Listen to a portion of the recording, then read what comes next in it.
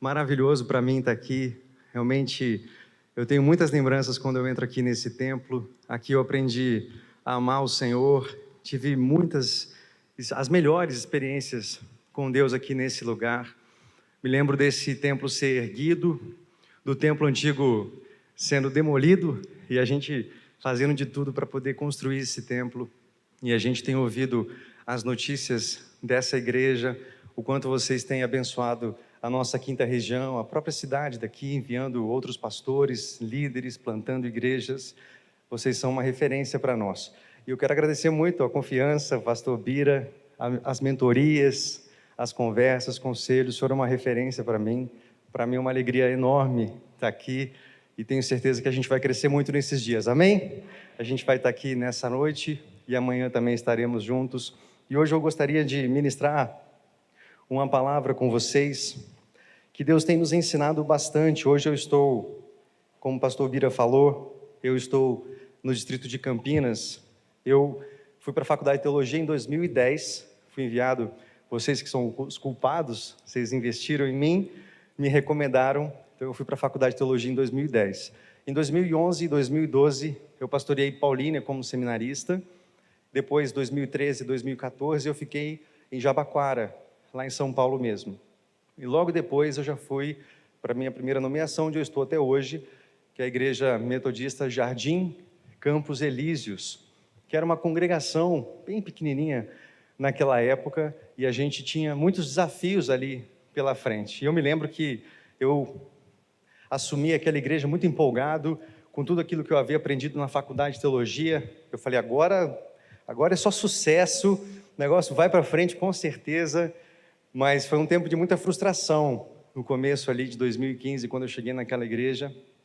Eu era parcial ainda, morava em São Paulo, trabalhava lá na área nacional da Igreja Metodista, mas pastoreava lá em Campinas. E eu ficava muito frustrado, porque eu pregava, o pessoal concordava com tudo que eu falava, mas eu não conseguia enxergar mudança na igreja, não conseguia enxergar nenhum tipo de avivamento, de algo que estava acontecendo ali, e aquilo foi me desanimando muito. E eu falei, nossa, se o ministério pastoral for isso aqui, eu não vou muito longe não. Certamente eu vou ficar muito rápido pelo caminho. E foi quando eu pensei, Deus, me ajuda, me mostra algo, tem que ter algo diferente do que pregar uma boa mensagem todo domingo, organizar alguns ministérios, o pessoal trabalhar, frequentar aquele culto e gostar de tudo que ouve, mas voltar para casa e não mudar absolutamente nada na vida deles. E foi quando eu comecei a conhecer um pouco mais sobre o discipulado. Isso tem mudado a minha vida, tem mudado o meu ministério, e hoje eu tenho aprendido tanto que se eu desejo fazer discípulo, eu preciso ser um discípulo de Jesus. Nós reproduzimos conforme a nossa espécie, e foi quando caiu a ficha de que se eu quisesse uma igreja discipuladora, eu precisaria viver o discipulado de uma maneira intencional e profunda. E foi quando eu comecei a me aproximar desse processo, comecei a ser transformado também, mesmo depois de uma vida inteira na igreja, mesmo depois de um período longo de POV, faculdade de teologia e compromissos como seminarista e pastor acadêmico, etc. Foi quando eu comecei a realmente ser tratado por Deus, e nós começamos a viver uma experiência maravilhosa na igreja local. Nós éramos uma congregação, logo depois emancipamos, estava comentando com o pastor agora há pouco, a gente alugou uma outra casa para nós, família pastoral, morarmos, usamos a estrutura da casa pastoral como salas de aula, e a gente tinha um galpão do lado da igreja, que era aquele galpão assim enorme. A gente sonhava, puxa, seria ótimo se a igreja fosse aqui um dia, mas parecia uma coisa tão distante, tão impossível para nós. E faz 2 anos a gente alugou esse galpão, e agora mais recentemente a gente quebrou a parede do salão social e dá de cara, a gente vai na igreja, fez uma porta direto para o galpão, que dá 4, 5 vezes mais que o templo, né, o tamanho do templo da igreja. E a gente tem experimentado um tempo assim, maravilhoso, de muitos desafios, por causa da pandemia também, mas Deus tem feito tanto nas nossas vidas ali. A gente comecinho do ano passado, né, em fevereiro do ano passado, nós enviamos 4 famílias, e nós adotamos uma congregação no distrito de Campinas, e nós estamos trabalhando ali. E é interessante que essa igreja que nós adotamos era a nossa igreja mãe, a igreja que fundou a nossa congregação, hoje nós somos a mãe dessa congregação que estava fechando. Deus tem feito algo maravilhoso nas nossas vidas e no nosso meio, por meio da nossa igreja local ali. E essa é uma ministração que me impactou logo no começo. Eu comecei a entender que eu precisava ser como um grão.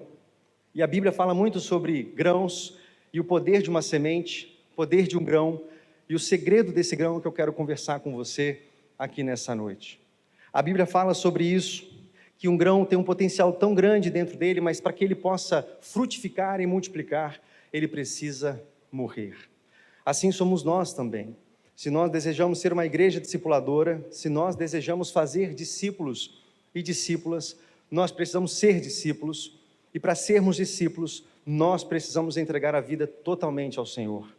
Entregar a nossa vida completamente, para estarmos enxertados na videira verdadeira. João 15, Jesus vai falar sobre isso, ele diz: eu sou a videira verdadeira, meu pai é o agricultor, todo ramo que está enxertado em mim, esse vai dar muito fruto. Mas para que nós possamos dar esse fruto, meu irmão, nós precisamos estar enxertados na videira. E para que a gente esteja enxertado nessa videira, nós precisamos renunciar a tudo. Nós precisamos entregar tudo. Nós precisamos compreender que o chamado de Jesus, o chamado do discipulado, nós vemos Jesus falando, deixando muito claro em Mateus 16, 24, quando ele diz: se alguém quer acompanhar-me, se alguém quer me seguir, negue-se a si mesmo, toma a sua cruz e siga-me. Jesus deixa bem claro que esse é o padrão para alguém que deseja ser um discípulo dele. E se nós desejamos ser uma igreja discipuladora, e eu creio que esse é o desejo, o anseio dessa igreja local também, ser ainda mais e plantar outras igrejas discipuladoras e saudáveis, nós precisamos viver esse nível de renúncia. Nós precisamos entender esses 3 imperativos. O primeiro deles, negar a nós mesmos, negar o nosso ego. Isso fala de abrir mão, isso fala de nos submeter, isso fala de mortificar a nossa própria vontade. O segundo imperativo, Jesus deixando claro, diz: tomar a sua cruz. Tomar a cruz fala de abnegação, de doação, de entrega de tempo, de recursos, de sofrimento, de sacrifício. Eu vou falar muito com vocês sobre isso aqui, hoje e amanhã. Jesus deixa muito claro, esse aqui é o padrão, e aí sim, você se nega, você toma a sua cruz, e aí sim, você pode me seguir. Esse é o padrão para quem deseja seguir a Jesus. E a pergunta é: será que nós estamos realmente dispostos a entregar tudo, a viver esse nível de entrega absoluto?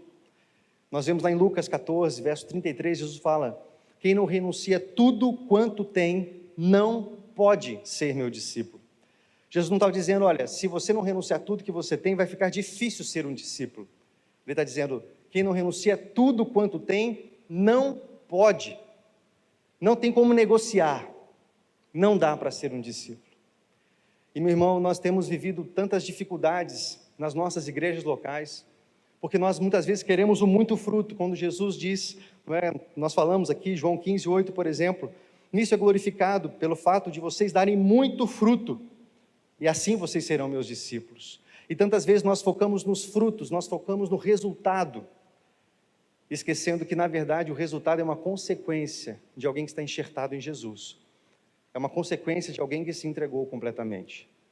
É uma consequência de alguém que entendeu que para seguir a Cristo precisa se entregar totalmente. Eu gosto muito de George Miller, que foi um evangelista, missionário inglês no século XIX. Ele tem uma frase, ele diz assim: houve um dia em que eu morri para George Miller, para seus gostos, predileções, suas opiniões, suas preferências, suas vontades. Morri para o mundo, a sua aprovação e a sua censura. Morri para a aprovação e censura até mesmo dos meus irmãos e amigos, e desde então tenho me dedicado somente a ser aprovado por Deus. E esse homem foi uma referência na Inglaterra, ajudando milhares e milhares de crianças, fundando orfanatos. Ele se entregou, e ele entendeu que era só no momento em que ele de fato se considerasse morto para ele mesmo, para o ego dele, tomasse a cruz dele, e cruz fala de um instrumento de morte. Quando Jesus fala sobre tomar a cruz, ele estava falando para os seus ouvintes que sabiam que aquele que carregava a cruz estava levando aquilo que ia matá-lo, o seu instrumento de morte. Jesus está dizendo: se você deseja seguir-me, toma a sua cruz. nega o seu ego, toma a sua cruz. E nós, meu irmão, se queremos frutificar e fazer discípulos, nós precisamos ser discípulos. E se queremos ser discípulos, isso só é possível quando nós entregamos tudo ao Senhor. E se você está anotando, anota isso, porque esse é o coração dessa mensagem. Se você deseja fazer discípulos, você precisa ser um discípulo. E se você deseja ser um discípulo, você precisa entregar tudo a Ele. E é por isso que Jesus fala desse grão. Aí eu gostaria que você abrisse, por favor, em João, no capítulo 12. A gente vai ler a partir do verso número 13.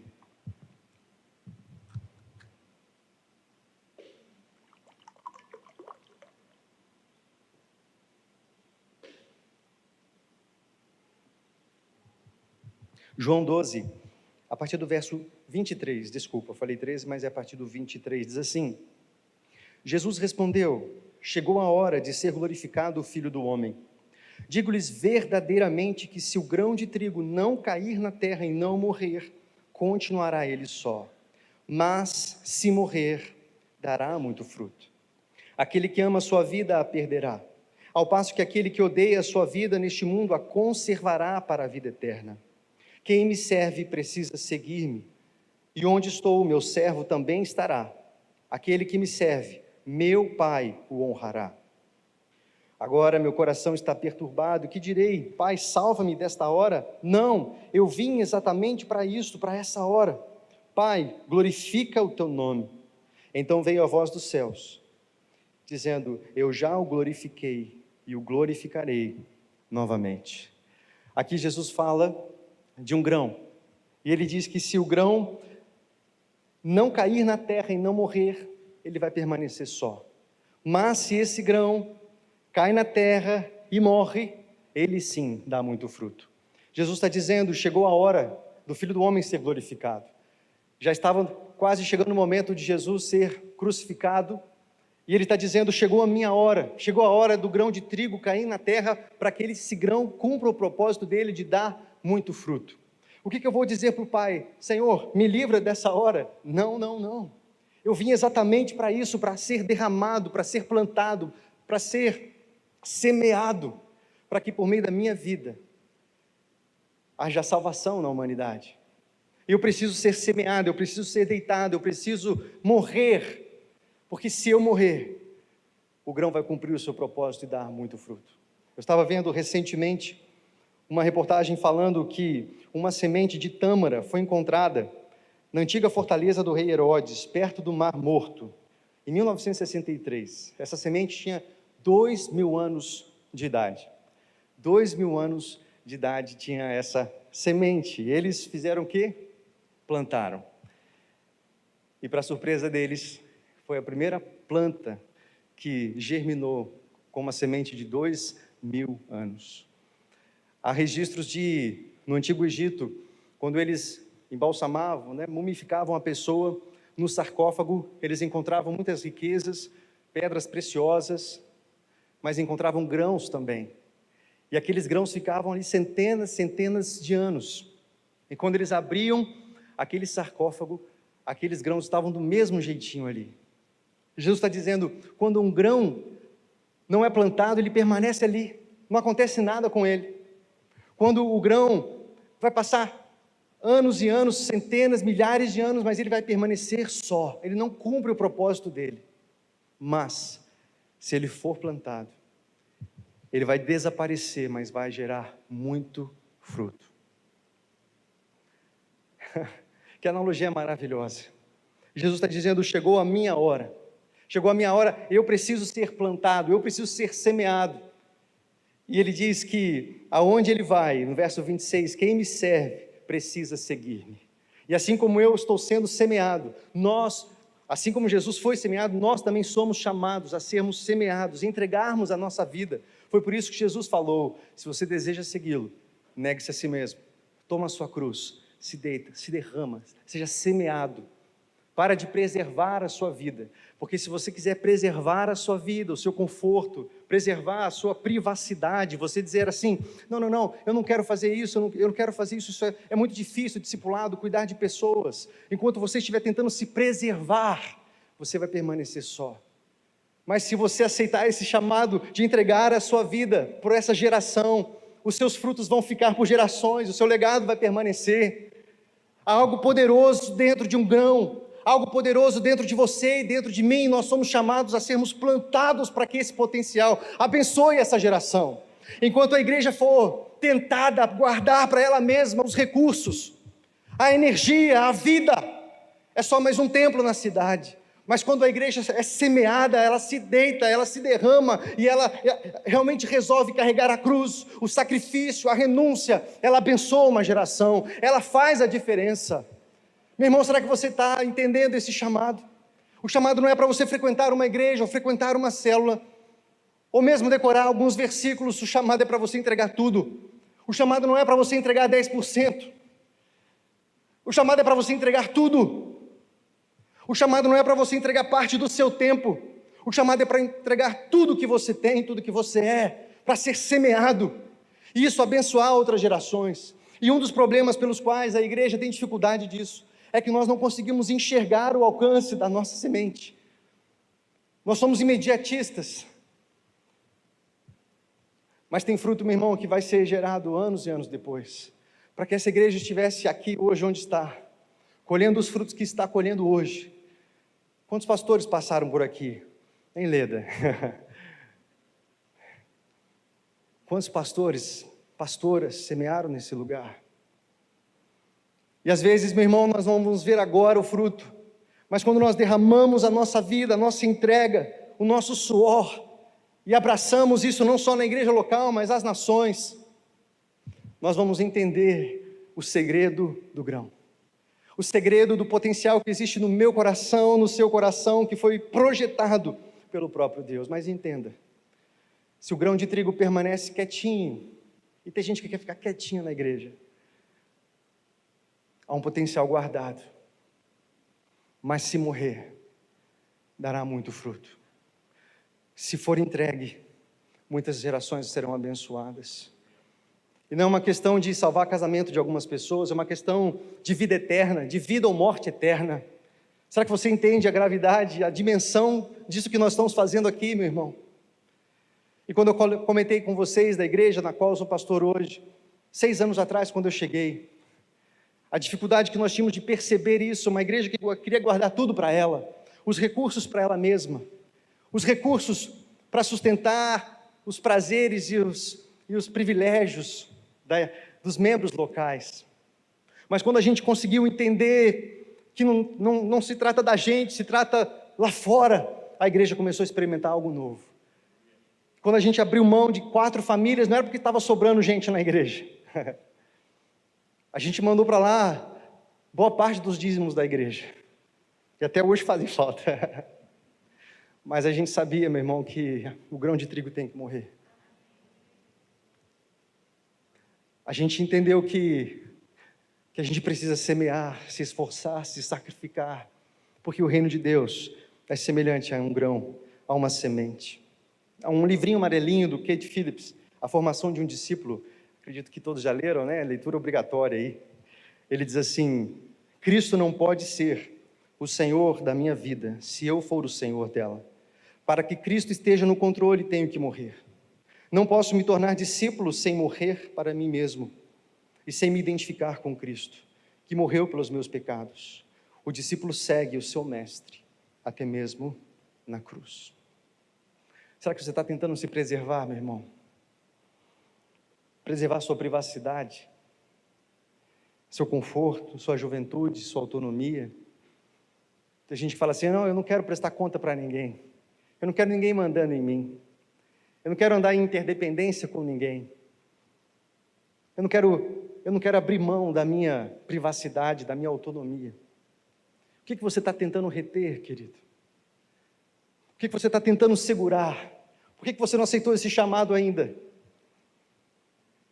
Quantas pessoas: eu não vou abrir uma célula, eu comprei um sofá branco agora, um tapete novo.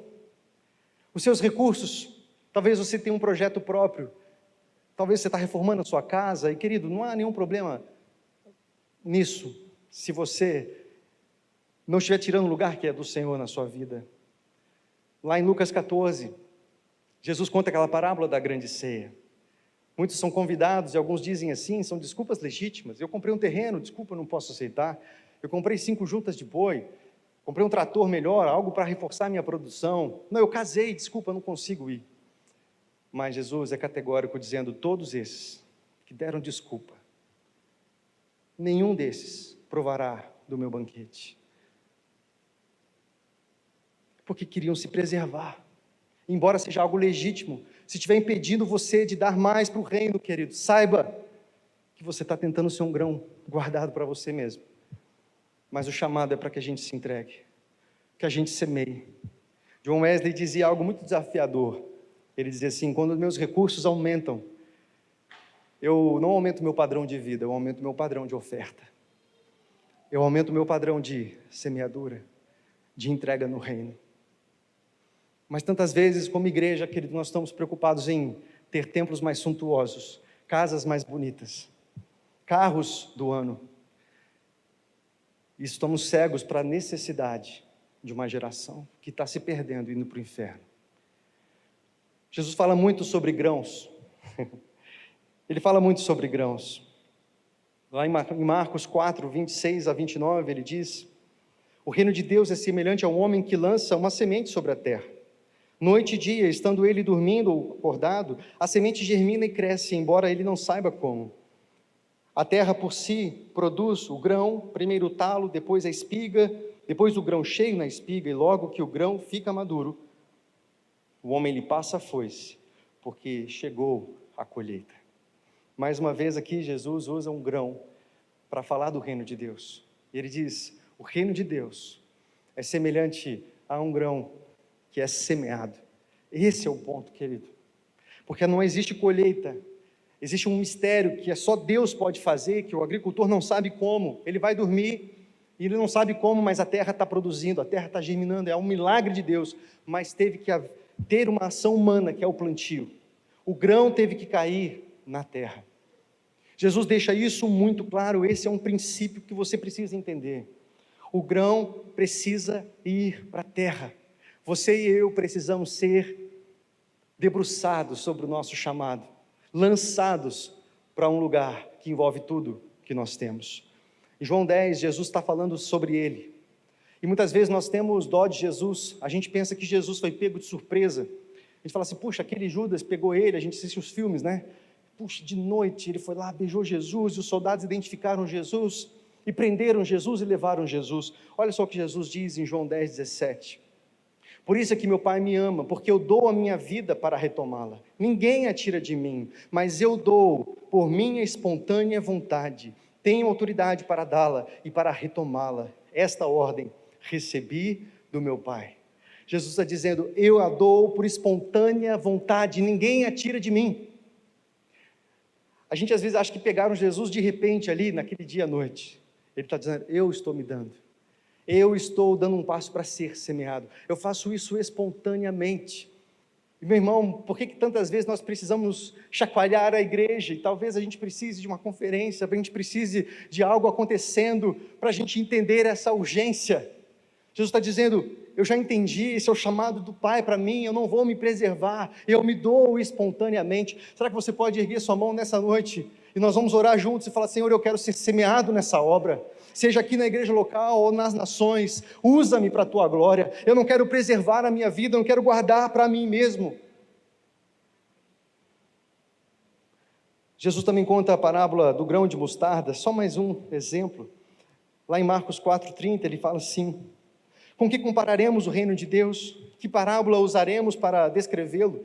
É como um grão de mostarda que é a menor semente que se planta na terra, no entanto, uma vez plantada, cresce e se torna maior de todas as hortaliças, com ramos tão grandes que as aves do céu podem abrigar-se à sua sombra. Mais uma vez ele está dizendo do potencial, uma semente de mostarda menor, mas quando ela é plantada, quando ela é semeada, ela faz algo grandioso, algo sobrenatural, algo que nenhum homem pode explicar, como um grão tão pequenininho, pode gerar uma árvore tão grande, tão abençoadora. E talvez a gente olhe para a sua vida, você olha para a sua vida e diz, como eu, tão limitado, tão falho, o que o Senhor vai fazer comigo? Eu quero que você entenda, meu irmão, que há um potencial tão explosivo dentro de você. Atos 1:8, Deus diz assim, recebereis poder ao descer sobre vós o Espírito Santo. E aí sim, vocês serão minhas testemunhas, tanto Jerusalém, Judéia, Samaria, até os confins da terra. Há poder sobre você, há um potencial tão grande, meu irmão. Mas enquanto você quiser se guardar para você, isso permanece só. Mas se você se render e se entregar, vai abençoar uma geração. E talvez você nem veja, meu irmão, mas saiba que a sua vida vai fazer a diferença para a glória do Senhor. Tem um seriado, talvez os mais jovens aí gostem de seriados, chama Band of Brothers, que fala de uma tropa de elite do exército norte-americano na Segunda Guerra Mundial. E tem um soldado lá muito medroso. Num dos episódios, está no meio da guerra, no meio da batalha, e esse homem se esconde. Mas sabe aquilo? É tiro para todo lado, é uma guerra acontecendo, e ele fica com tanto medo que ele se esconde num determinado lugar. Eu fico imaginando como é que eu seria numa guerra, né? E aí esse homem, à noite, ele vai conversar com o capitão Spears, que era um homem extremamente corajoso, e ele confessa, olha, eu fiquei com muito medo naquela batalha. O que aconteceu comigo? Por que você é tão corajoso assim? Você entrega a sua vida, você não tem medo de morrer? E a resposta desse homem é maravilhosa. Esse capitão diz assim, todos nós estamos com medo, soldado. Você se escondeu na vala porque acha que ainda há esperança, mas a única esperança é aceitar o fato de que você já está morto. Quanto antes você aceitar isso, mais rápido vai agir como soldado. Toda a guerra depende disso. Enquanto você achar que ainda tem esperança de encontrar a sua esposa, de encontrar o seu filho, você nunca vai ser um soldado. Você nunca vai se entregar totalmente. Enquanto você tiver com negócios paralelos, o apóstolo Paulo fala para Timóteo, no capítulo 4, 2 Timóteo, ele fala assim, participa das minhas algemas, como um bom soldado de Cristo, alistado, que não fica preocupado e flertando com outras coisas, mas concentrado na missão que Deus deu. O capitão Espírito está dizendo, enquanto você não entender isso, você nunca vai ser um soldado. Disso depende toda a guerra. E, meu irmão, nós podemos trazer isso para o discipulado. Enquanto você, como discípulo, não entender que você entregou sua vida a Ele, e você está morto para você mesmo, você não está pronto para esse chamado. Você não está pronto, porque todo o reino depende disso. Tudo depende do seu nível de entrega. Enquanto você tiver esperança de ter uma boa casa, de ter um bom conforto, de ter umas férias dos seus sonhos, e de guardar o dinheiro para você mesmo, você não está pronto para isso. E é por isso que Jesus não escondeu, não mentiu para nós lá, Mateus, nós lemos isso aqui, 16, 24, quando ele diz, não pode ser meu discípulo. Negue-se a si mesmo, toma a sua cruz, aí sim você segue. Lucas 14, 33, quem não renuncia tudo quanto tem, não pode ser meu discípulo. Se você não se lançar na terra, meu irmão, não adianta. É um bom crente, glória a Deus, um bom metodista, ok, mas discípulo não. Discípulo não. Discipulado fala de uma vida entregue, querido. E sabe qual é o problema? Se nós não formos discípulos, nós não fazemos discípulos. E isso explica a esterilidade das igrejas. Porque nós queremos produzir do nosso jeito, mandando. Abre célula, multiplica a célula, olha o número, olha a meta, tem que fazer. Mas a gente tem aprendido, querido, que enquanto eu não viver isso, a igreja não vai viver. Enquanto eu não me comprometer com isso, esquece. É uma moda que logo passa na igreja local e a gente precisa de mais alguma outra coisa para interter a gente e ativar a gente. O apóstolo Paulo é o maior exemplo de alguém que se entregou. Acompanha comigo, por favor, 2 Coríntios, no capítulo 11. Aqui tem um capitão Spears. Aqui tem um homem que não tinha medo de morrer. Aqui tinha um homem que realmente entregou tudo para o Senhor. Aqui tinha um homem que entendeu que o viver é Cristo, o morrer é lucro. Aqui tinha um homem que tinha entendido que ele precisava ser semeado para ser um discípulo de Jesus. 2 Coríntios 11, 23, ele fala assim, eles são servos de Cristo, estou fora de mim por falar dessa forma. eu ainda mais. Trabalhei muito mais, fui encarcerado mais vezes, fui açoitado mais severamente, exposto à morte repetidas vezes. 5 vezes recebi dos judeus 39 açoites. Na experiência da época, no 40º açoite o peão morria. Por 5 vezes o apóstolo Paulo recebeu 39. 3 vezes fui golpeado com varas, 1 vez apedrejado, 3 vezes sofri naufrágio, passei uma noite e um dia exposto à fúria do mar. Estive continuamente viajando de uma parte a outra, enfrentei perigos nos rios, perigos dos assaltantes, perigos dos meus compatriotas, perigos dos gentios, perigos na cidade, perigos no deserto, perigos no mar, perigo de falsos irmãos.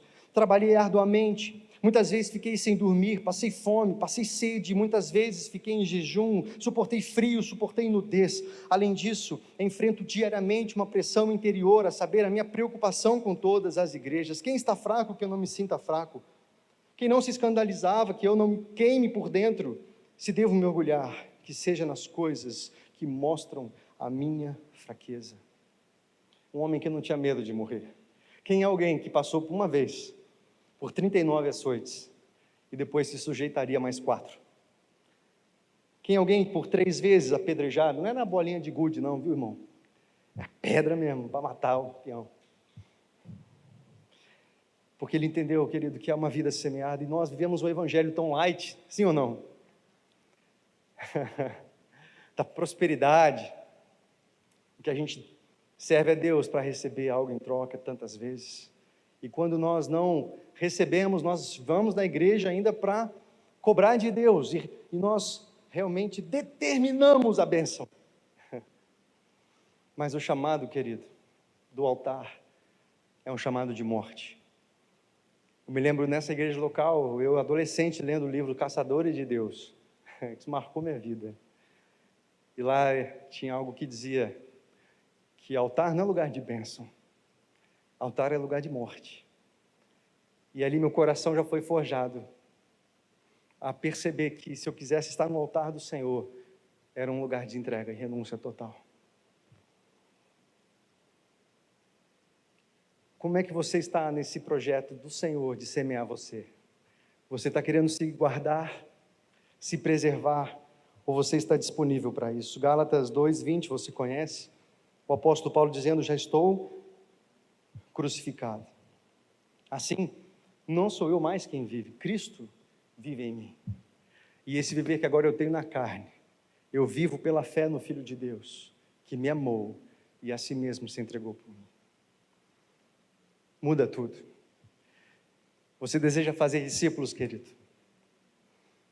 Para isso você tem que ser discípulo. E para você ser um discípulo, você precisa entregar tudo. Você precisa ser semeado. Não queira fazer discípulo sem ser discípulo.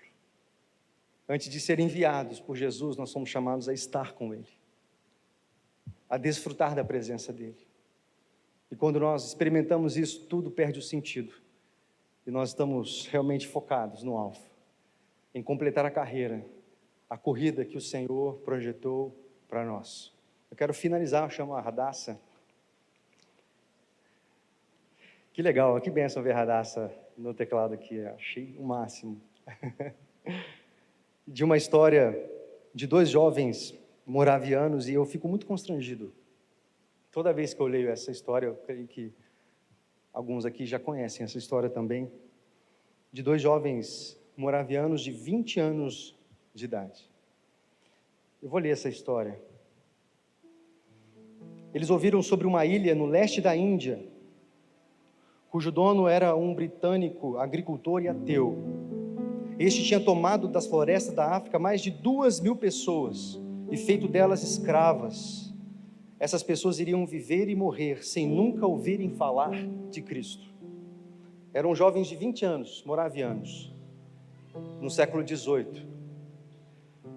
Esses jovens fizeram contato com o dono da ilha e perguntaram se eles poderiam ir lá como missionários, e a resposta do dono foi imediata: nenhum pregador e nenhum clérigo chegaria àquela ilha para falar de uma coisa sem sentido como essa de Jesus.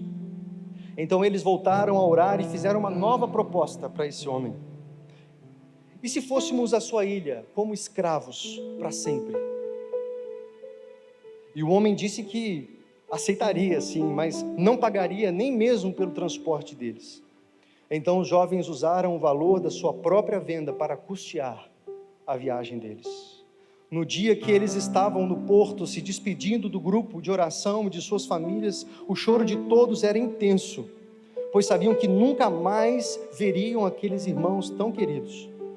Quando o navio tomou certa distância, os dois se abraçaram e gritaram suas últimas palavras que foram ouvidas. Eles disseram assim: que o cordeiro que foi morto receba a recompensa do seu sofrimento.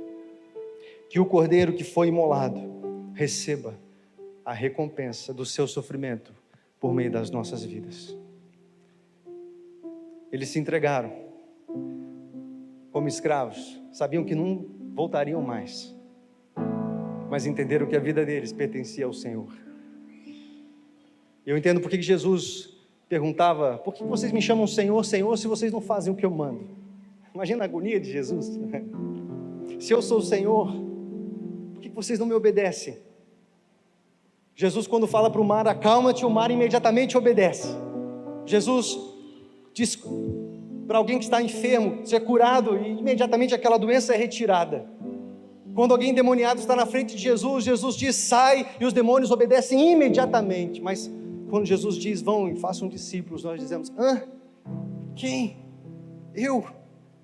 Não, isso aí, esse verbo no grego não era isso, é outra coisa, não é para mim, é para o pastor. Os demônios obedecem, a natureza obedece, a doença obedece, e a gente questiona. Esses homens se entregaram.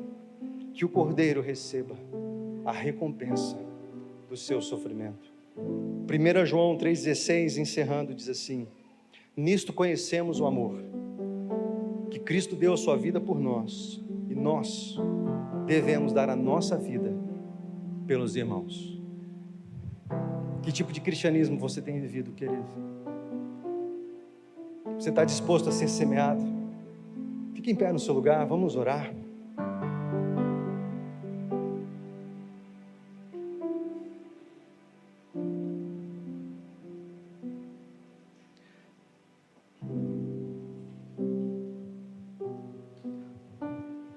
O que você tem segurado, meu irmão?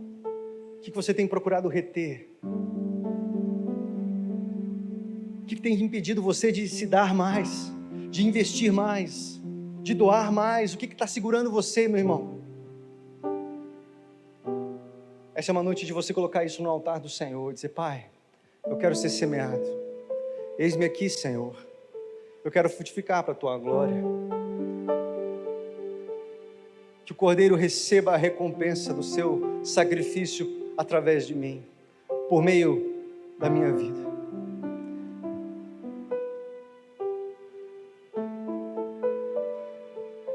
Eu não sei se a gente pode fazer isso. Pode? Pode, já falou que pode. Mas se você deseja, meu irmão, sinalizar ao Senhor, fala: Pai, eu quero ser semeado.